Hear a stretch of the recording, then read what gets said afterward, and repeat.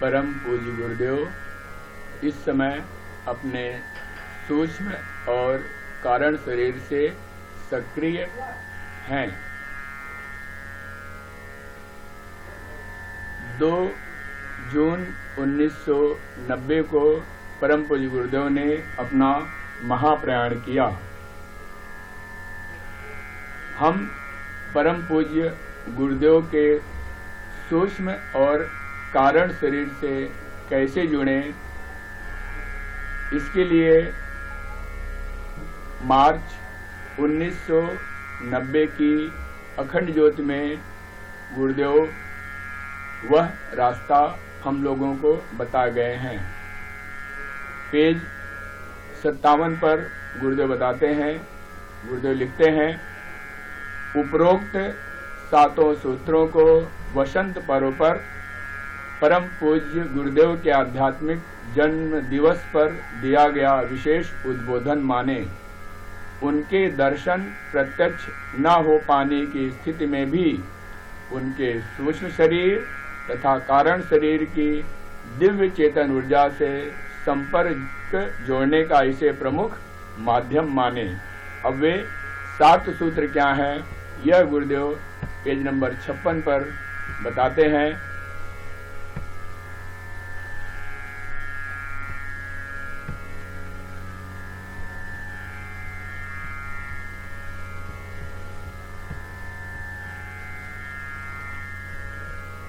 माह में एक बार गुरुदेव माता जी को अपने घर अवश्य बुलावें। यह कार्य अखंड ज्योति, युग शक्ति गायत्री आदि में से किसी पत्रिका की एक प्रति अपने यहाँ मंगाने से पूरा हो सकता है। गुरु सत्ता की प्राण चेतना से घनिष्ठता स्थापित करने के लिए यह श्रेष्ठतम माध्यम है। बन पड़े तो 5 अनुपाठक और तैयार करें तथा प्रत्येक से 5-5 साथी और बढ़ाने को कहें। युग ऋषि की लेखनी 21वीं सदी में भी सूक्ष्म शरीर व कारण शरीर के माध्यम से यथावत चलती रहेगी। अखंड ज्योति को मात्र पत्रिका नहीं, उनकी प्रखर चिंतन चेतना का जीता जागता स्वरूप माने, जो सतयुग की आधारशिला रखने में महत्वपूर्ण भूमिका निभाने जा रही है। पत्रिकाओं का पठन पाठन ही परोक्ष रूप से उनके द्वारा दी गई ज्ञान दीक्षा है। जनमानस के परिष्कार के लिए, ये तो दूसरा हो गया। पहले में गुरुदेव बताते हैं कि हम अखंड ज्योति पत्रिका को पढ़ें और पढ़वाएं लोगों से। दूसरा है जनमानस के परिष्कार के लिए युग साहित्य का विस्तार अपने परिकर में झोला पुस्तकालय अथवा ज्ञान रथ चल देवालय द्वारा करें। लोगों की दुर्बुद्धि को ठीक करने का यही सबसे सशक्त माध्यम है। विचार क्रांति इसी से होगी। 21वीं सदी संबंधी नूतन साहित्य जो इन्हीं दिनों लिखा गया है, स्वयं भी पढ़ें, न्यूनतम अपने मंडल के 25 साथियों को और पढ़ाएं। यहाँ जो गुरुदेव बात कर रहे हैं नूतन साहित्य की, इसका नाम है क्रांति धर्मी साहित्य, जो गुरुदेव पढ़ने और पढ़ाने के लिए बोल रहे हैं। स्मरण रखें कि विद्या विस्तार ही युग की सबसे बड़ी सेवा है। सद्विचारों का बीजारोपण किया जा सके तो नवयुग के लिए महामानव तैयार किए जा सकेंगे। तीसरा सूत्र गुरुदेव बताते हैं, अपने समय एवं उपार्जन का एक अंश नियमित रूप से निकालें एवं सत्प्रवृत्ति संवर्धन हेतु उनका नियोजन करें। प्रतिदिन 2 घंटे या प्रति सप्ताह एक नियत समय युग चेतना के विस्तार हेतु तथा 20 पैसा प्रतिदिन या माह में 1 दिन की आजीविका नव सृजन के कार्यक्रमों के निमित्त निकालें। यदि इतना बन सके तो यह कहा जा सकेगा कि परिजनों में संवेदना जागृत है, जीवंत है। निकाले गए समय का उपयोग जन जन में 21वीं सदी उज्जवल भविष्य, गोष्ठी, व्याख्यान, युग संगीत, दीप यज्ञ, जन्मदिन, तीर्थ यात्राएं आदि किन्हीं भी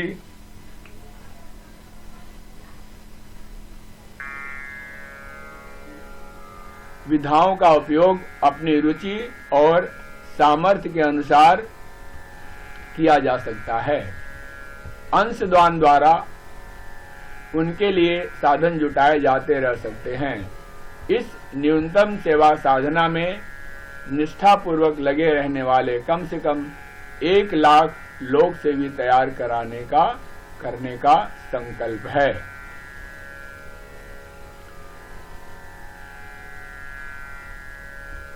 तीसरे में गुरुदेव ने युग साहित्य के विस्तार की बात कही है। चौथे में बताते हैं नवयुग की अभ्यर्थना अगले दिनों दीप यज्ञ मालिका द्वारा की जानी है। इसके लिए 1995 की प्रथम महापूर्णाहुति तक इन 1 लाख लोक सेवियों द्वारा 1 करोड़ याजक तैयार करना है। इस हेतु अपना अधिक से अधिक योगदान दीप यज्ञायोजनों तथा याज्ञिकों को तैयार करने के रूप में दें। सारे भारत में यह पूर्णाहुतियां 1995 तथा 2000 के वसंत में संपन्न होंगी। अपना पुरुषार्थ नियोजित कर अधिक से अधिक साथी सहयोगी तैयार करें ताकि वे भी नवयुग की अगवानी में युग शक्ति के साक्षीदार बन सकें। अब 1995 और 2000 का समय तो निकल गया, ये 2023 चल रहा है। तो इस समय इस चौथे सूत्र को अपनाने के लिए हम क्या करें? तो यहाँ पर हम दीप यज्ञ सीखें और लोगों को सिखाएं। यह हम इस कार्यक्रम को हम अपने जिम्मे ले सकते हैं। 5वां है साप्ताहिक सत्संग का आयोजन नियत स्थान पर करें और कुछ ना बने तो टेप के माध्यम से सहगान कीर्तन वंदनिया माता जी के साथ 24 गायत्री मंत्र पूज्य गुरुदेव के साथ उच्चारित कर ऋषि चेतना से अपने आप को जोड़ें। इन माध्यमों से युग ऋषि के विचारों को जन जन तक पहुंचाने का पुण्य कमाएं। आज के युग की यह महत्वपूर्ण सेवा है। 5वें गुरुदेव ने साप्ताहिक गोष्ठी में भाग लेने की बात कही है। 6वें में अपने मोहल्ले समीपवर्ती स्थानों कस्बों की प्रभात फेरी साइकिल यात्रा के माध्यम से संपन्न करें। यही इस युग की तीर्थ यात्रा है। घर घर अलख जगाने हेतु संगीत प्रचार उपकरणों से सज्जित साइकिलों द्वारा सप्ताह में 1 बार समूह सहित निकल सके तो नवयुग के आगमन का उद्घोष जन जन तक पहुंच सकेगा। नया संसार बसाने, नया इंसान बनाने के लिए अगले दिनों सारे भारत में 1 लाख साइकिलों की तीर्थ यात्रा सतत चलाते रहने का युग ऋषि का मन है। उन्हें आशा है उनका यह संकल्प अवश्य पूरा होगा।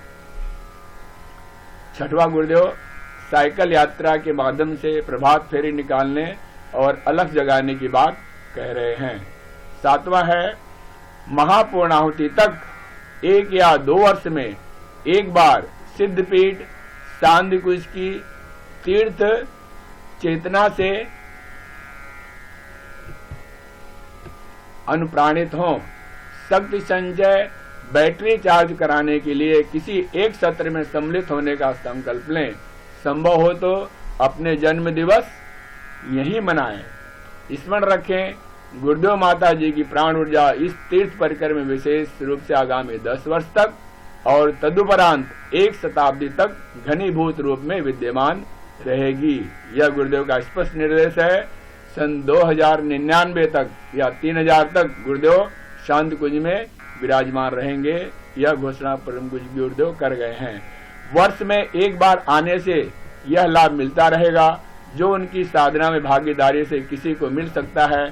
प्रस्तुत 5 दिवसीय सत्रों में परिजनों द्वारा उठाए जा रहे उत्तरदायित्वों के अनुरूप प्राण अनुदान देकर उन्हें समर्थ अग्रदूत के रूप में विकसित करने का सशक्त प्रयास किया जा रहा है। फिर अंत में उन्हीं जो शुरुआत किए थे उपरोक्त 7 सूत्रों को वसंत पर्व पर पूज्य गुरुदेव के आध्यात्मिक जन्म दिवस पर दिया गया विशेष उद्बोधन माने।